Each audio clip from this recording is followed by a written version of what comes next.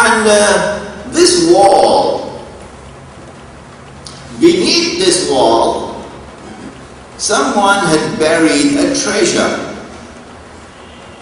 He was a believer and he was dying. And he was leaving behind 2 orphan children.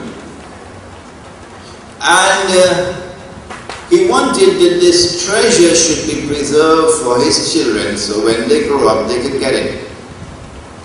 But again, because it was lower Manhattan, he couldn't find a single honest man. Not one you could rely on. They're all thieves. So what to do? He dug a hole. He buried the treasure. He built a wall above the hole. And he prayed to Allah to preserve this wealth. And that when his children grew up, to guide them to it. And since the wall was crumbling, Allah subhanahu wa ta'ala it was who guided Khidr alayhi salam to go and rebuild the wall to preserve the treasure. In all 3 of these, appearance and reality were opposite to each other. And the only one whose judgment would be correct would be the one who judges not only on the basis of external observation, but also on the basis of internal, intuitive, spiritual insight, like we used to have long ago in this country. Those of you who are elders would know we used to have people like that once upon a time, before this age of darkness came upon us. And now this is why he was called Mr. Green. Because he didn't just study books and books and books and cram them and pass exams and then spend the rest of his life mechanically transmitting knowledge. When you listen to him once, it's the same thing for the next 60 years. It's the same thing like a gramophone record. Nothing new. No dynamism. No originality. Nothing which extends the frontiers of knowledge. No. Gramophone records. Not that kind of knowledge. There's a different kind of Maulana here. This is a different kind of scholar here. His knowledge is evergreen. Anywhere that he goes and he preaches, the dead hearts come alive. Anywhere that he goes and he preaches, the knowledge that he reaches out to the people is fresh, like the rain. And so it can stir the heart. It can shake the heart. It can bring tears to the eyes. It can change the lives of people. It can revolutionize a society. This is why he's known as Mr. Green. Someone asked the Messenger of Allah, why is Khidr alayhi salam known as Khidr? And the Messenger of Allah replied, and he says, once Khidr alayhi salam went to a land which is barren. Barren, nothing growing, like most university campuses today. Nothing growing. And he sat down there. Suddenly everything became green. And so he's given the name Khidr. If you wish to understand the world today, if you wish to understand Trinidad and Tobago today, if you wish to understand the phenomenon of spiraling, escalating crime in the society, if you wish to understand a country which is capsizing, and neither the PNM nor the UNC can solve the problem, you have to be able to see with more than external vision and rationality. You have to be able to see with the light of the heart, the light that Allah subhanahu wa ta'ala gives to us. When dunya reduced to internal blindness, then Dajjal is ready to take us for a ride, to corrupt us. One of the most important weapons that he has for corrupting us is something called the dunya. The dunya, the wealth of this dunya. Let me explain to you his strategy. Surah Al-Kahf taught it to me. وَاضْرِبْ لَهُمْ مَثَلًا رَجُلَيْنِ. Tell them the story, says Surah Al-Kahf. Tell them the story about these two men. جَعَلْنَا لأحدهما جنتين من أعناب وحففناهما بنخل وجعلنا بينهما زرعا. Oh, one of them was rich. He had two gardens, and they were very fertile gardens. They had date palms and corn fields, and the produce was tremendous. وَكَانَ لَهُ ثَمَرٌ. And in between the two gardens there's a river running through, so natural irrigation. فَقَالَ لِصَاحِبُهُ وَهُوَ يُحَاوِرُهُ أَنَا أَكْثَرُ مِنْكَ مَالًا وَأَعَزُّ نَفَرًا. The rich man talks to his fellow, the other man who is poor. You say, I better than you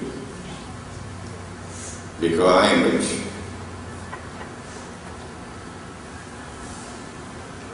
أنا أكثر منك مالا وأعز نفرا. I have more wealth than you, and I also have more people to open my car door anytime I pull up with my car. ودخل جنته وهو ظالم لنفسه. In this state of internal corruption, meaning he rich, and he is convinced that because he is rich, he is a somebody. You heard it? Because he is rich, he is convinced that he is a somebody.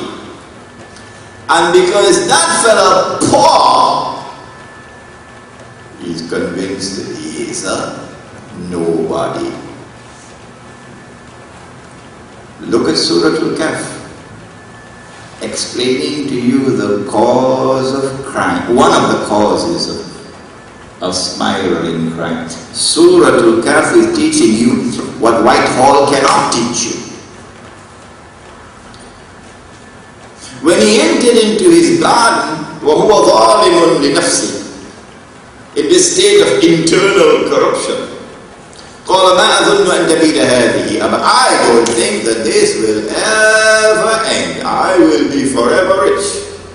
وإن رددت إلى ربي لأجدن خيرا منها منقلبا. And if ولا أظن الساعة قائمة, I don't think that this business for the last day will ever come and judgment and so on. But if it does come, and I have to go back to my Lord, He will give me something better than this. I mean, he's really living in fantasy land. His state of internal corruption has caused him to lose touch with reality. What about the poor man now? How does he respond to his poverty? قال له صاحبه وهو يحاوره. The poor man now argues with the rich man. أكفرت بالذي خلقك من تراب ثم من نطفة ثم سواك رجلا. How is it that you turn your back on He who created you from a sperm? He who fashioned you into this human being, you turn your back on Him.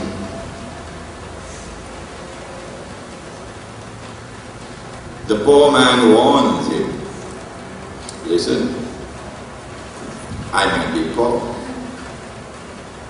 but Allah can give me something better than what you have.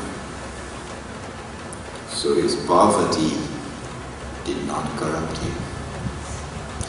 He eaten dal and roti, but the dal and roti was not a curse for him. No. He is content with the little that he has. It suffices, like it used to once upon a time.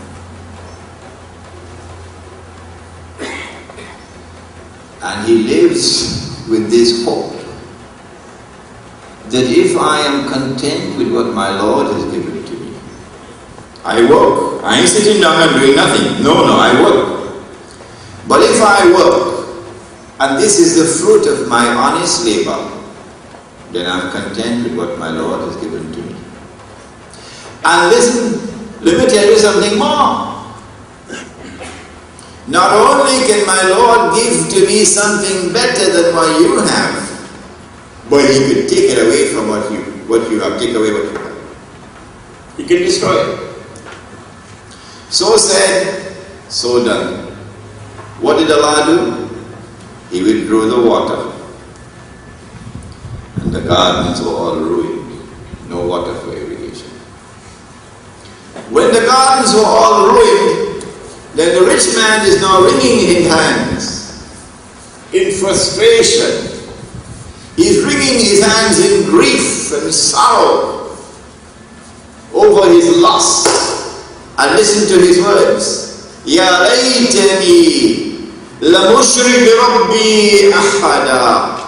Woe unto me! Why did I commit this act of shirk? The one sin that Allah will never forgive. Shirk, to worship other than Allah. Where is the shirk? He wasn't worshipping any idol. Oh yes. The shirk was that with his lips he was saying, I worship you. But with his heart, he was worshipping his wealth. How does this explain crime in Trinidad? How does this story of the surah explain the phenomenon of spiraling crime in Trinidad? Answer: when you bring into being a society in which if you are rich, you are somebody. And if you're poor, you're nobody. Then this is what you end up with. This is what you end up with. You have it right now in Trinidad. Why? Well, if I am poor, then that is a curse upon me. Poverty is a curse. No, it is not. Didn't your grandfather teach you that sometimes when Allah wants to punish, He gives you wealth? He says in the Quran, I give them staircases of silver, and I give them roofs of silver. Rich, so they're flying high until they're ready for them. It's there in the Quran. So that wealth is a punishment. And sometimes when Allah loves you, He gives you little. And your poverty is good for you, because Allah knows that if He gave you wealth, the wealth would have corrupted you. And so that poverty is a blessing. But the minute you have a society built on this belief that if you are rich, you are somebody, and if you are poor, you are nobody, then nobody wants to be poor. Nobody wants to be poor. And if I cannot get out of poverty the halal way, I will do it the haram way. No matter what I have to do, I do not want to be poor. Whatever